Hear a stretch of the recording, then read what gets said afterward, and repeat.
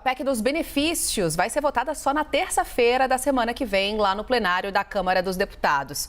O texto chegou a ser aprovado por ampla maioria na comissão especial lá na Câmara, mas depois do encerramento da fase de discussões no plenário, o presidente Arthur Lira decidiu adiar a votação porque ele considerou o quórum lá em plenário baixo, ficou com receio. E é sobre isso que a gente conversa agora com o relator da PEC dos benefícios nessa comissão, o deputado Danilo Forte. Muito bom dia para o senhor, deputado, mais uma vez bem-vindo aqui à CNN. Bom dia, é um prazer muito grande estar com vocês.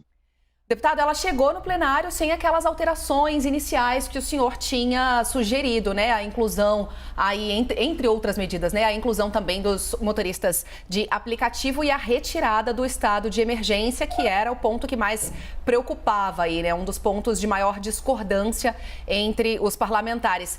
O que aconteceu, hein, deputado? O senhor voltou atrás ou o senhor continua defendendo que esses pontos eram necessários? O tempo é o senhor da razão e a gente tem um tempo limitado. A gente tem que entregar a votação e a homologação até o dia 15 de julho, ou seja, até a próxima sexta-feira. E esse adiamento de ontem só serviu exatamente para confirmar aquilo que eu estava pensando. Qualquer mudança que nós fizéssemos, nós podíamos estar prejudicando mais de 30 milhões de brasileiros, porque exigiria uma segunda votação no Senado e nós não teríamos tempo hábil para fazer as duas votações da Câmara e as duas votações do Senado. Desculpa. Então, diante disso, foi necessário que a gente agilizasse a votação e, para agilizar, não podia ter modificação. Eu queria muito ter atendido os motores de aplicativo, mas a própria dificuldade, inclusive organizacional, das empresas que não cedem a lista dos seus colaboradores, porque tem a legislação trabalhista e é difícil você ter acesso, ter controle. A vulnerabilidade com relação à mudança, muitas vezes, de pessoas que estão empregadas e viram motorista de aplicativo, depois voltam para o emprego, depois o aplicativo vira só um bico, um complemento de renda. Então, diante disso, você também não queria como ter um controle maior sobre, de fato, os beneficiários. E, por outro lado, também a urgência na votação da matéria. Como também no que diz respeito à questão do estado de emergência, é porque não existia esse instituto jurídico na Constituição Federal. Existia uma exigência na lei eleitoral. E para essa lei eleitoral poder não criar nenhum problema administrativo na liberação dos recursos, foi obrigado a se incluir na Constituição Federal o estado de emergência, que passa agora a ter vigência no artigo 120, pela inclusão que foi feita pelo próprio Senado. Isso deu o arcabouço jurídico para que as decisões possam ser tomadas e os recursos possam ser liberados. Que o importante é que o recurso chegue no beneficiário, é que o dinheiro chegue no cartão do auxílio emergencial, que o Vale Gás chegue nas pessoas que estão cadastradas no Cade Único e com isso ele possa dar um conforto para milhões de brasileiros.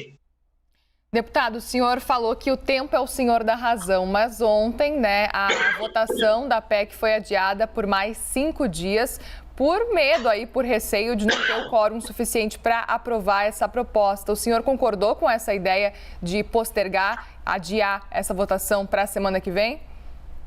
Era necessário, não tinha outra alternativa. Na quinta-feira à noite, numa época dessa, período de festa junina, período de pré-convenção, as campanhas na rua, estava muito difícil você ter um controle. Você podia ter ali uma votação que ia se estender noite e dia, como nós tivemos no Código Florestal. Eu me lembro muito bem na época do Código Florestal, nós passamos.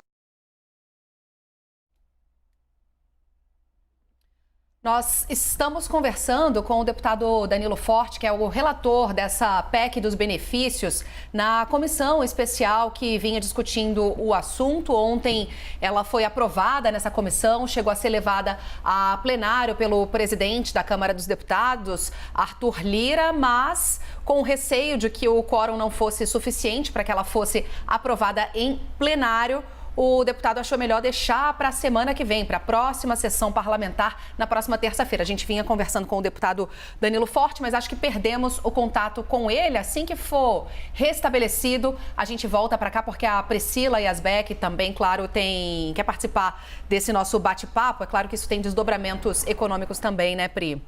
É importante que você perguntou, né, Stephanie, da questão do decreto de emergência, né, que é uma questão central dessa PEC. Por quê? O decreto de emergência, ele funciona como um cheque em branco para o governo, né? Então tem essa discussão aí, inclusive um dos embates entre os parlamentares é justamente sobre esse ponto. E o que faz o decreto de emergência? Ele cria uma circunstância em que o governo pode criar novos gastos mesmo em ano eleitoral. Então, o que é uma PEC, né? Uma PEC é uma proposta de emenda à Constituição, ela modifica a Constituição. Então, esse já é um ponto que blinda muito o governo sobre possíveis implicações, questionamentos legais. Essa é uma questão. A outra questão é colocar dentro desse texto da PEC que será decretado o estado de emergência. Por quê? Porque a lei eleitoral, ela impede a criação de novos gastos em ano de eleição, salvo em estados de calamidade ou em situações de emergência. Então, esse é um ponto central da discussão. Ô Pri, é bom que você está explicando isso. Agora você tem a oportunidade de refazer essa pergunta também para o deputado Danilo Forte, que já está aqui conosco de volta.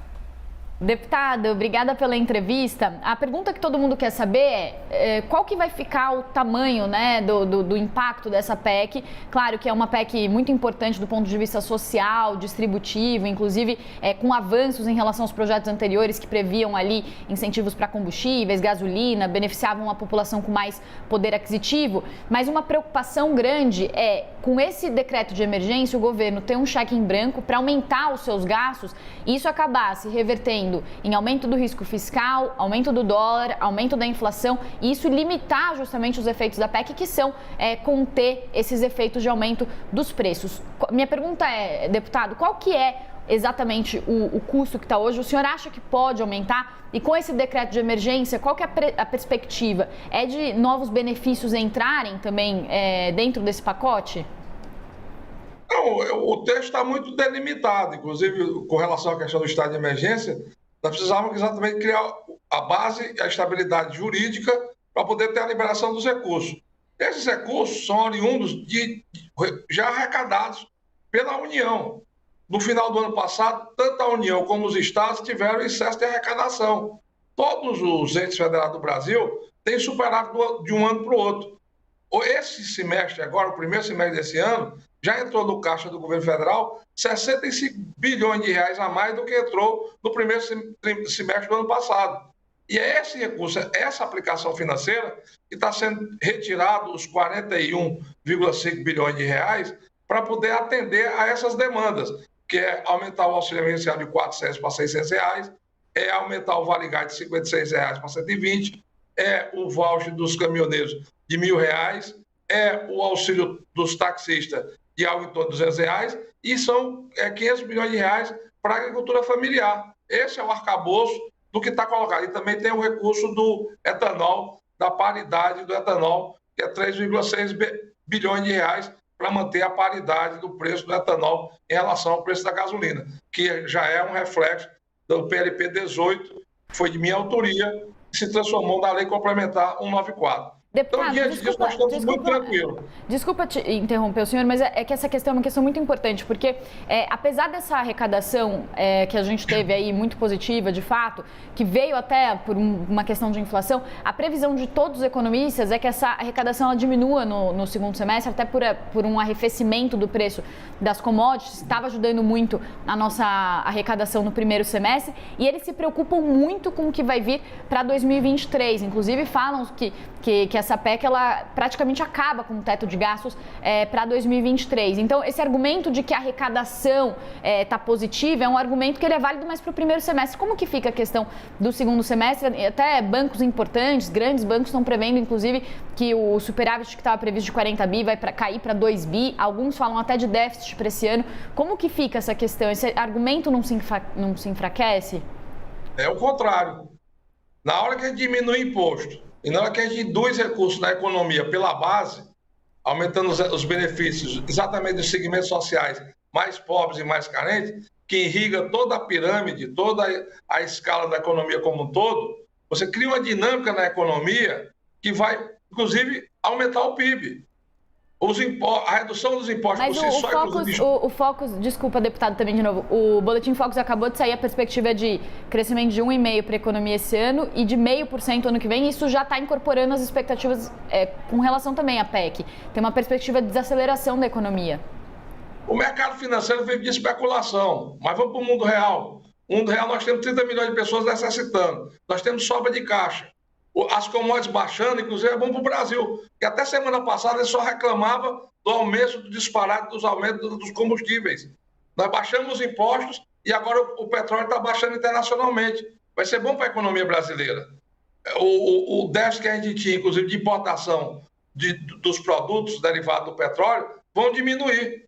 E vai ficar mais recursos dentro do Brasil. Então, e a dinâmica da economia aumenta, só muda as fontes de arrecadação. Em vez de ser no posto de gasolina, ou na distribuidora de energia, ou na concessionária de telefonia celular, agora nós vamos dinamizar a atividade econômica. Outros segmentos também vão ter um fluxo de caixa muito maior. Então nós temos que parar com essa história, porque tem desde a Constituinte que se diz que precisa fazer uma reforma tributária no Brasil, e ninguém faz. Nós estamos começando agora a partir do ponto de vista do cidadão, e reduzindo impostos. Isso requer coragem, porque nós tivemos que enfrentar 27 governadores. A reforma tributária no Brasil não sai por causa da briga dos governadores com o governo federal, pelos recursos. E agora a gente está fazendo uma do ponto de vista da ótica dos cidadãos. Então eu não me preocupo nem um pouco com essas análises que tem aí. Eu tenho certeza, com essa dinâmica que nós estamos fazendo, o PIB vai aumentar e o segundo semestre vai ser melhor do que o primeiro. E a gente tem que olhar exatamente para isso. Esse mesmo argumento foi usado quando foi criado o Bolsa Família, dizendo que o Brasil ia quebrar, e a gente não ia conseguir pagar, ia ser déficit fiscal. E o que é que aconteceu? Em 3 meses, tinha aumentado a arrecadação dos municípios, dos estados e da União, porque o fluxo de dinheiro, a partir da base da pirâmide, aumenta, inclusive, toda a economia, faz toda a economia crescer. Gera emprego na padaria, no açougue, no supermercado. Então, você tem uma dinamização muito maior da economia. E é nisso que eu acredito. E é isso que vai terminar acontecendo. Nós vamos depois, no final do ano, rever esses números que você está apresentando hoje. Nós conversamos com o relator da PEC dos benefícios, o deputado Danilo Forte. Deputado, obrigada por conversar com a gente aqui na CNN. Obrigado, foi um prazer e um bom dia. Obrigada igualmente. Obrigada, Pri. Obrigada.